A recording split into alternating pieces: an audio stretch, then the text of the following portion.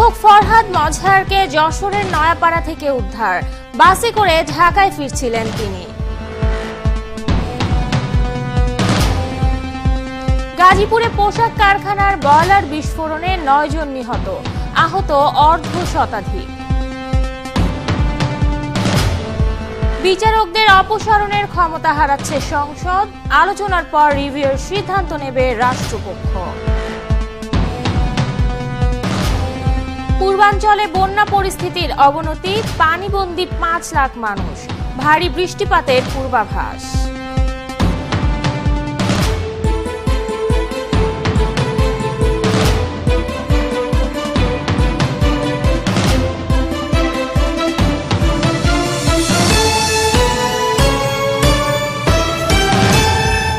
স্বাগত সংবাদ সংযোগের সাথে আছি আমি শাহরিন জেবিন। শুনছিলেন শিরোনামগুলো, এবারে জানাবো বিস্তারিত। লেখক ফরহাদ মজহারকে যশোরের নওয়াপাড়া থেকে উদ্ধার করা হয়েছে। মোবাইল ফোন ট্র্যাক করে খুলনা অঞ্চলে অবস্থান শনাক্ত হওয়ার পর অভিযানের মধ্যে সোমবার রাতে যশোরের নওয়াপাড়ায় একটি বাসে পাওয়া গেছে বলে জানান র্যাব 6 এর অধিনায়ক খন্দকার রফিকুল ইসলাম। ফরহাদ মজহার খুলনার শিববাড়ি মোড় থেকে রাত 9:15টায় হানিফ পরিবহনের একটি বাসে ঢাকা রওনা হয়েছিলেন। এর 3 ঘন্টা আগে ফরহাদ মজহারকে খুলনায় নিজের রেস্তোরাঁয় দেখার দাবি করেছিলেন নিউ গ্রিল হাউসের মালিক আব্দুল মান্নান। এরপর অভিযান জোর করে র্যাব।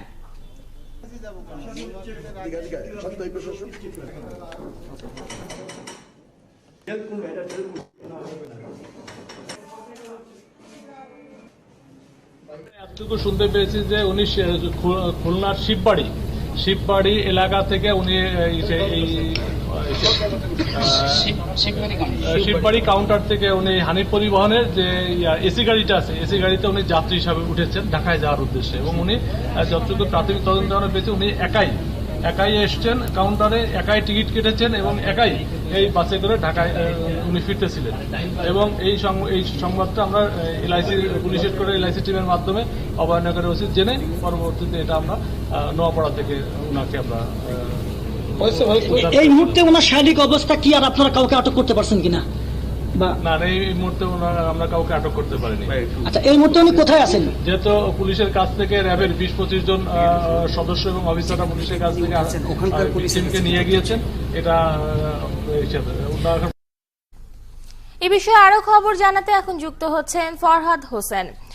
ফরহাদ মজহারকে কিভাবে উদ্ধার করা হলো এর বিস্তারিত আমাদেরকে জানান, আর তিনি কিভাবে সেখানে গেলেন সে বিষয়ে কি জানতে পেরেছেন আপনি? আসলে আমি এই মুহূর্তে অবস্থান করছি যশোর মনিহার বাস স্ট্যান্ডে। তো কিছু আগে যশোরের পুলিশ সুপার সেখানে উপস্থিত হয়েছিলেন এবং তিনি জানিয়েছেন যে হানিফের যে গাড়িটা, সেই গাড়িটা মনিহার স্ট্যান্ডে এখানে নিয়ে আসছিল এবং সাংবাদিকরা সেখানে কথা বলছে। আসলে এই মুহূর্তে ফরহাদ মজহার কিন্তু যশোরে নাই, তিনি ফুলবাড়ি অবস্থান করছে, ফুলতলা থানায় অবস্থান করছে। আমার কিছুক্ষণ আগেও ভারপ্রাপ্ত যিনি দায়িত্বে আছেন তার সঙ্গে কথা হয়েছে, তিনি সেখানে অবস্থান করছেন। তো যশোরের পুলিশ সুপার যেটা জানিয়েছেন যে তারা এক অভিযানে নোয়াপাড়া থেকে তারা সংবাদ পেয়ে হানিফ পরিবহনের একটি গাড়ি তারা তল্লাশি করে। সেই সময় তাকে গাড়ির একদম পিছনের দিকে ফরহাদ মজহারকে উদ্ধার করার পরপরই মূলত তারা গাড়ি থেকে নামায় থানায় নিয়ে যাওয়া হয়। ঠিক সেই মুহূর্তে র্যাবের গাড়ি এসে কিন্তু পুলিশের কাছ থেকে নিয়ে তারা খুলনার উদ্দেশ্যে রওনা হয়। তো খুলনা এই মুহূর্তে কিন্তু খুলনায় অবস্থান করছে। তো পুলিশ সুপার যেটা জানিয়েছেন যে আসলে যখন মজহারকে উদ্ধার করা হয় সেই মুহূর্তে তিনি কিন্তু একটু অন্যরকম অবস্থায় ছিলেন।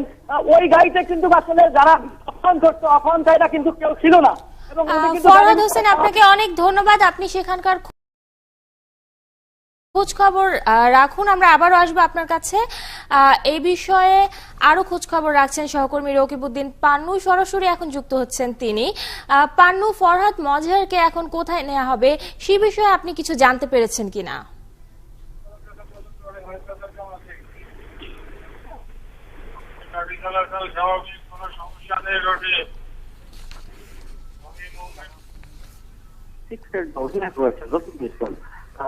দুইজনে মিলে সিদ্ধান্ত নেবেন তাকে কোথায় নেওয়া হবে নাকি তাকে ঢাকায় পাঠিয়ে দেওয়া হবে। এবং এটি কিছুক্ষণ কিছুক্ষণ পরে মূলত গণমাধ্যম কর্মীদের সামনে বিষয়টি জানানোর সিদ্ধান্ত নিয়েছেন দুই বাহিনীর খুলনার যে আঞ্চলিক প্রধান। তারপরেই মূলত আমরা নিশ্চিত হতে পারবো তাকে কি খুলনা নিয়ে আসা হচ্ছে নাকি ঢাকায় নিয়ে যাওয়া হবে। পানু, আপনাকে অনেক ধন্যবাদ। আমরা আবারও আসবো আপনার কাছে। এর আগে সোমবার ভোর 5টায় নিজ বাসা থেকে বের হবার পর নিখোঁজ হন ফরহাদ মজহার। পরিবারের দাবি তাকে অপহরণ করা হয়েছে, তবে পুলিশ বলছে গোটা বিষয়টি রহস্যজনক। বিস্তারিত জানাচ্ছেন পারভেজ রেজা। মোহাম্মদপুরের হক গার্ডেন নামের এই অ্যাপার্টমেন্টের 4 তলায় থাকেন ফরহাদ মজহার। ভবনের ক্লোজ সার্কিট ক্যামেরায় দেখা গেছে ভোর 5টা 5 মিনিটের দিকে একাই বাসার বাইরে বের হন ফরহাদ মজহার। তার স্ত্রীর বরাত দিয়ে স্বজনরা জানান, ভোর 5:30টার কিছু আগে ফরহাদ মজহার নিজেই ফোন দিয়ে জানান তিনি অপহৃত হয়েছেন। পরে ফোন দিয়ে তিনি 35 লাখ টাকা জোগাড় রাখার কথা জানান। এখান থেকে যাওয়ার আধা ঘন্টার মধ্যে সে ফোন করেছে। সে ভয়ার্ত কণ্ঠে ফরিদাপাকে তার স্ত্রীকে বলছে যে আমাকে কেউ উঠে নিয়ে যাচ্ছে, ওরা আমাকে নিয়ে যাচ্ছে, ওরা আমাকে মেরে ফেলবে। তার পরবর্তীতে সেই ফোনটা বন্ধ ছিল। ফরিদা আপা চেষ্টা করেছেন বহুবার, তাতে আর উনি রিচ করতে পারেন নাই। পুলিশ বলছে ফরহাদ মজহার কখনোই এত ভোরে বাসার বাইরে বের হন না, আবার কেউ তাকে ফোন করে বাইরেও নিয়ে যায়নি। তাই পুরো বিষয়টিকে রহস্যজনক মনে হচ্ছে। আমরা যেই ওনার মোবাইল কল লিস্ট রেকর্ড যেটা পর্যালোচনা করলাম, তাতে ওনাকেও কেউ ফোন করেন নাই, উনিও কাউকে ফোন করেন নাই। অনুমান নির্ভর কথা বলাটা খুব যুক্তিসঙ্গত হবে না। উনি বাসা থেকে স্বাভাবিকভাবে গেট দিয়ে একা বের হয়ে যাচ্ছেন, পরবর্তীতে কি হয়েছে সেটি একটি রহস্য। সারাদিনে যে কয়বার ফরহাদ মজহারের ফোন থেকে কল করা হয়েছে তার স্থান নির্ধারণ করে পুলিশ তদন্ত করছে বলে জানিয়েছেন তেজগাঁও জোনের উপকমিশনার বিপ্লব কুমার সরকার। অনেকগুলো গণমাধ্যম তো দুর্বৃত্ত এবং দুর্নীতিবাজদের গণমাধ্যম, উৎসাহ দিচ্ছে। আমি মনে করি যে আমরা এটা আমাদেরকে বুঝতে হবে আমাদের। তো আমি তো মনে করি এই পটকা ফুটানো তো খুবই কমই হয়েছে। পারভেজ রেজা, 71, ঢাকা। গাজীপুরের কাশিমপুরের নয়াপাড়া এলাকায় পোশাক কারখানার বয়লার বিস্ফোরণে 9 জন নিহত হয়েছে। আহত হয়েছে অন্তত অর্ধশতাধিক শ্রমিক। সোমবার সন্ধ্যা 7টার দিকে মাল্টিফ্যাবস লিমিটেডের কারখানাটির নিচ তলায় বয়লার বিস্ফোরণ হয়। এতে ভবনের একাংশ ভেঙে দুমড়ে মুচড়ে যায়। কারখানার দেয়াল ও মেশিনারিজের নিচে চাপা পড়ে মারা যান 9 শ্রমিক। আহতদের উদ্ধার করে ভর্তি করা হয়েছে স্থানীয় হাসপাতাল সহ আশেপাশের ক্লিনিকে। উদ্ধার তৎপরতায় কাজ করছে ফায়ার সার্ভিসের 10টি ইউনিট।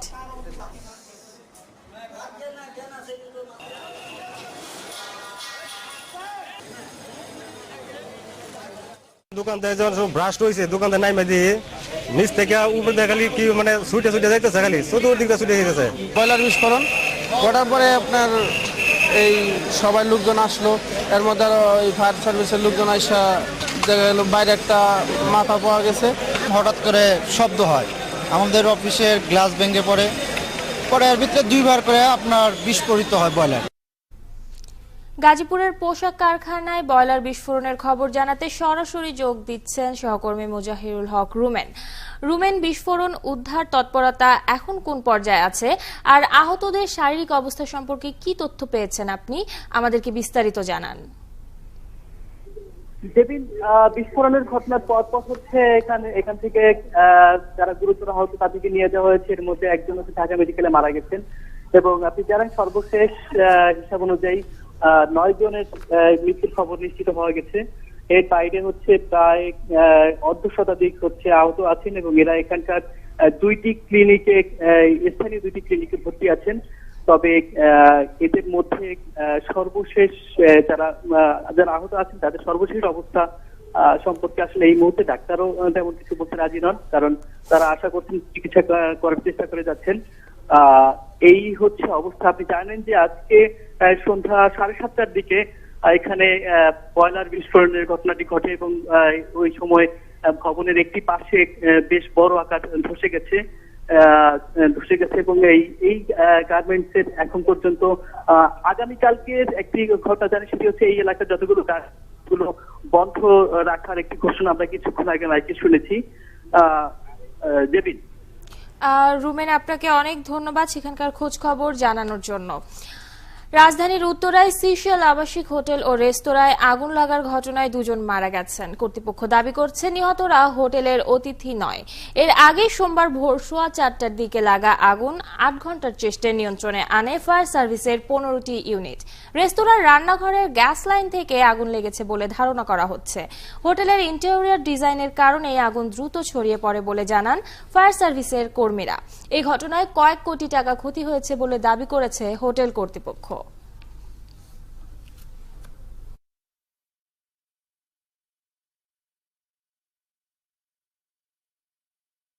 তাদের আগুন নির্বাপনের প্রচুর পরিমাণে ল্যাক ছিল, দুর্বলতা ছিল।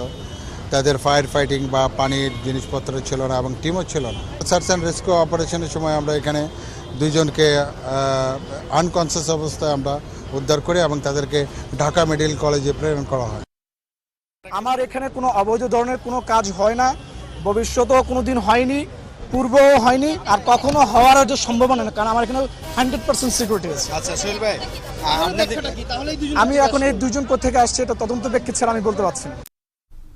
বিচারপতি অপসারণের ক্ষমতা সংসদের হাতে থাকছে না। সুপ্রিম কোর্টের আপিল বিভাগ সংবিধানের 16 সংশোধনী বাতিল করায় সংসদের হাতে সেই ক্ষমতা থাকছে না। আইনজীবীরা এই রায়কে বিচারালয়ের অর্জন হিসেবে দেখলেও হতাশা জানিয়েছেন অ্যাটর্নি জেনারেল। বিস্তারিত জানাচ্ছেন ফারজানা রূপা। সকাল 9টার কোর্ট বসল প্রায় 1.5 ঘন্টা দেরিতে। সব জল্পনা উড়িয়ে দিয়ে কানায় কানায় পূর্ণ আদালতে একসাথে ঢুকলেন 7 বিচারপতি। প্রধান বিচারপতি সুরেন্দ্র কুমার সিনহা কিছুক্ষণ ভিড়ের দিকে তাকিয়ে অল্প কথায় জানিয়ে দিলেন বিচার বিভাগের ভাগ্য। বেআইনি ঘোষণা করার ক্ষমতা সুপ্রিম কোর্টের আছে, এই ম্যান্ডেটটা সুপ্রিম কোর্টে দেওয়া আছে। সুতরাং সংসদ সার্বভৌম বলতে এমনটা মিন করে না যে তারা যে আইন পাস করবেন সেটি চূড়ান্ত। 2014 সালের 5 জানুয়ারির নির্বাচনের পর অসদাচরণ করলে বা অসমর্থ হলে বিচারপতি অপসারণের সিদ্ধান্ত নেওয়ার এখতিয়ার দেওয়া হয় সংসদকে। সেই বছরই এর বিরোধিতা করে রিট আবেদন হয় আদালতে। শুনানি, হাইকোর্টের রায়, আপিল আবেদন, আপিল বিভাগে দীর্ঘ শুনানির পর অবশেষে এলো চূড়ান্ত রায়। এই রায়কে বিচারালয়ের অর্জন হিসেবে দেখছেন আইনজীবীরা। জুডিশিয়াল কাউন্সিল ছিল, সেইটাই থাকবে জুডিশিয়াল কাউন্সিল। আমাদের সকলের মতামতের ভিতরে যেটা ছিল কমন, সেটা আপ হয়ে গেছে। তবে রায়ে নাখোশ রাষ্ট্রপক্ষ। পূর্ণাঙ্গ রায় হাতে পেলে রিভিউ করা না করার সিদ্ধান্ত নেওয়া হবে বলে জানালেন রাষ্ট্রের প্রধান আইন কর্মকর্তা। আমার কথা হলো, আমাদের যে প্রত্যাশা ছিল যে আমরা মূল সংবিধানে ফিরে যাব, যেই সংবিধান আমরা রচনা করেছিলাম, পেয়েছিলাম, বঙ্গবন্ধু যে সংবিধানকে বলেছেন রক্তের আখরে লেখা, সেটি আমার দুঃখ, সেখানেই আমার হতাশা। আমার মতে সংবিধানের যেই অনুচ্ছেদ সংসদ বাতিল করেছে সেটা আপনি রেস্টোর হবে না।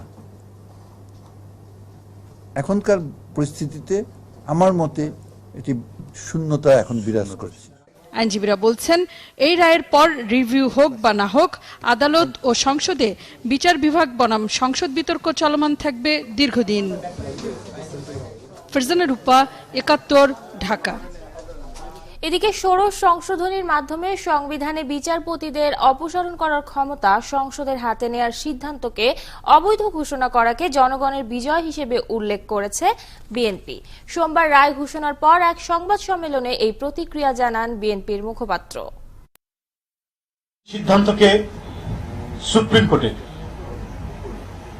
এই সিদ্ধান্তকে জনগণের বিজয় হিসাবে আখ্যায়িত করছে বাংলাদেশ জাতীয়তাবাদী দল বিএনপি। সরকার বিচার বিভাগকে করায়ত্ত করার যে দুরভিসন্ধি করেছিল, আজ সর্বোচ্চ আদালতের সিদ্ধান্তে সেই চক্রান্ত ব্যর্থ হল। 16 সংশোধনী অবৈধ ঘোষণায় সুপ্রিম কোর্টের সিদ্ধান্ত বিচার বিভাগের স্বাধীনতা ও সুশাসন প্রতিষ্ঠার ক্ষেত্রে সহায়ক হবে। চলছে সংবাদ সংযোগ, ফিরছে একটা বিরতির পর। 71-এর সাথেই থাকুন।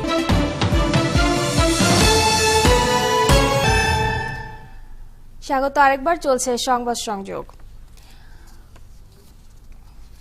পূর্বাঞ্চলে বন্যা পরিস্থিতির অবনতি হবার কারণে বিভিন্ন জনপদে নেমে এসেছে দুর্ভোগ। বৃহত্তর সিলেটেই পানিবন্দী প্রায় ৫ লাখ মানুষ। বন্ধ হয়েছে বহু শিক্ষা প্রতিষ্ঠান। দুর্গত এলাকায় দেখা দিয়েছে খাদ্য ও খাবার পানির সংকট। ওই অঞ্চলে আরও বৃষ্টি ও পাহাড় ধসের পূর্বাভাসও রয়েছে। সাকিব আহমেদ মিঠুর তোলা ছবিতে বিস্তারিত জানাচ্ছেন ইকবাল মাহমুদ। সিলেটের কুশিয়ারাপাড়ে, ফেঞ্চুগঞ্জ, বালাগঞ্জ, গোলাপগঞ্জ, বিয়ানীবাজার ও ওসমানীনগর উপজেলার বন্যার পানি আরও বেড়েছে। গোয়াইনঘাট উপজেলায় অপরিবর্তিত থাকলেও নতুন করে প্লাবিত হয়েছে কোম্পানীগঞ্জ উপজেলার নিচু এলাকা। বাড়িঘর, ফসলি জমি, দোকানপাট, এমনকি সড়ক মহাসড়ক জুড়ে থই থই করছে বন্যার পানি। এরই মধ্যে দেখা দিয়েছে খাবার ও বিশুদ্ধ পানীয় জলের সংকট। আমরা বাড়ি ঘর দোকানপাট সব তো একবারে শেষ। স্কুলে না আইলাম করি আমরা দিতা না, স্কুলে আল্লাহরে খালি দিতা। যদিও জেলা প্রশাসক বলছেন এরই মধ্যে পর্যাপ্ত চাল ও নগদ টাকা বিতরণ করা হয়েছে। মজুদ আছে আরও ত্রাণ। সবাই মিলে এটি যত্ন সহকারে চেষ্টা করলে ইনশাআল্লাহ আমরা এটি অবশ্যই মোকাবেলা করা আমাদের পক্ষে সম্ভব। এদিকে পানিতে তলিয়ে যাওয়ায় ১৭৪টি প্রাথমিক ও মাধ্যমিক বিদ্যালয় বন্ধ করে দেয়া হয়েছে, আর বাকিগুলো যোগাযোগ ব্যবস্থা বিচ্ছিন্ন থাকায় লেখাপড়া বন্ধ। পানির কারণে একটু প্রবলেম হয়, স্কুলটা বন্ধ। হঠাৎ করে আমরা স্কুলে পানি উঠে গেছে, আমরা সামনে এক্সাম, এখন আমরা পড়তাম পারি না। বন্যার পানির সাথে চলছে অবিরাম বৃষ্টি, যে কারণে বিয়ানীবাজার ও ফেঞ্চুগঞ্জ উপজেলার পাহাড়ি এলাকায় বিরাজ করছে ভূমিধসের আতঙ্ক।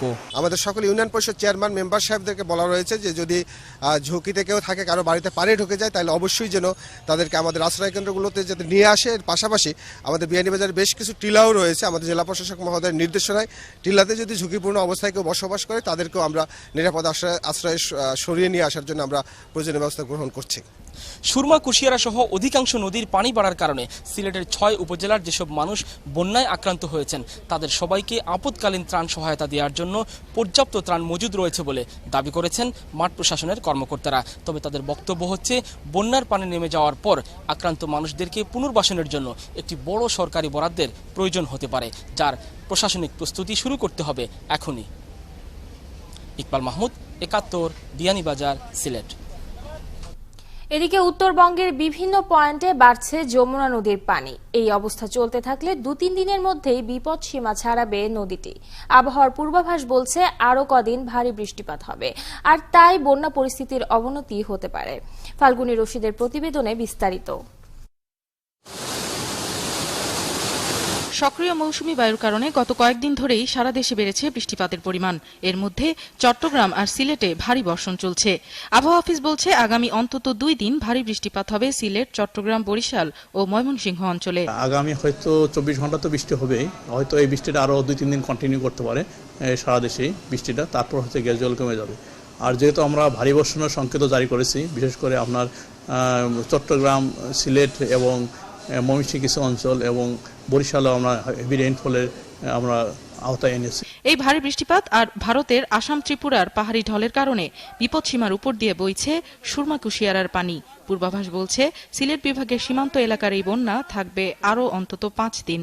গত 30 এবং 1 তারিখে আবার বৃষ্টিপাতের কারণে 2 তারিখ থেকে আবার সুরমা, কুশিয়ারার পানি বাড়ছে। তবে এই মুহূর্তে আমরা যারা দেখতে পাচ্ছি আগের তুলনায় পানি বাড়ার রেটটা অনেক কম, কিন্তু যেহেতু পানি আগেই বিপদসীমার উপরে ছিল, যার ফলে বর্তমান যে বিভিন্ন এলাকার বন্যা, ওইসব এলাকার বন্যা পরিস্থিতি বিরাজ করছে, সেটা স্থিতি মানে অপরিবর্তিত রয়েছে।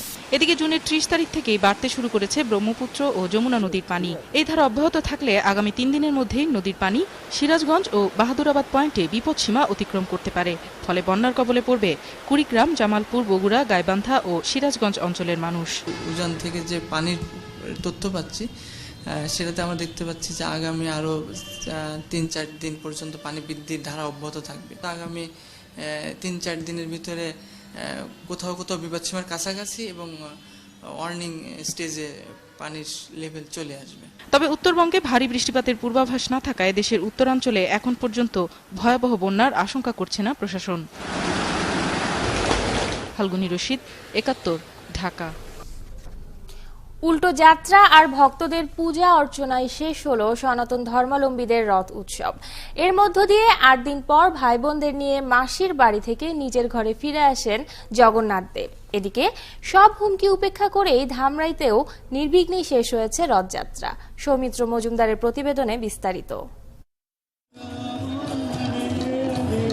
হিন্দু ধর্মমতে আষাঢ় মাসের শুক্লা তিথিতে জগন্নাথ তার ভাই বলরাম ও বোন সুভদ্রাকে সাথে নিয়ে পুরীধামের মন্দির থেকে রথে করে গুন্ডিচা মন্দিরে যান। সেখানে 8 দিন অবস্থানের পর আবারও পুরীধামে ফিরে আসেন। গুন্ডিচা মন্দির হিসেবে তৈরি করা রাজধানীর ঢাকেশ্বরী মন্দির থেকে রথযাত্রা বের হয় দুপুর 2:30টায়। কীর্তনের সাথে নেচে গিয়ে ভক্তরা সঙ্গী হন জগন্নাথ দেব আর তার ভাই বোনের। ভক্তদের বিশ্বাস, রথযাত্রার এই পথে ভক্তদের দেখা দেন জগন্নাথ দেব। এটা ভগবান মানুষকে আশীর্বাদ করার জন্য রাস্তায় বেরিয়ে আসে। সম্প্রীতি বজায় থাকে এবং সবাই একত্রিত হতে পারে আমরা এই উৎসবে। শুধুমাত্র ভক্তি যাতে সব সময় থাকে আর জগন্নাথকে এইভাবে যাতে দর্শন করতে পারি। সেই সাথে দেশ জাতির মঙ্গল কামনা করেন ভক্তরা।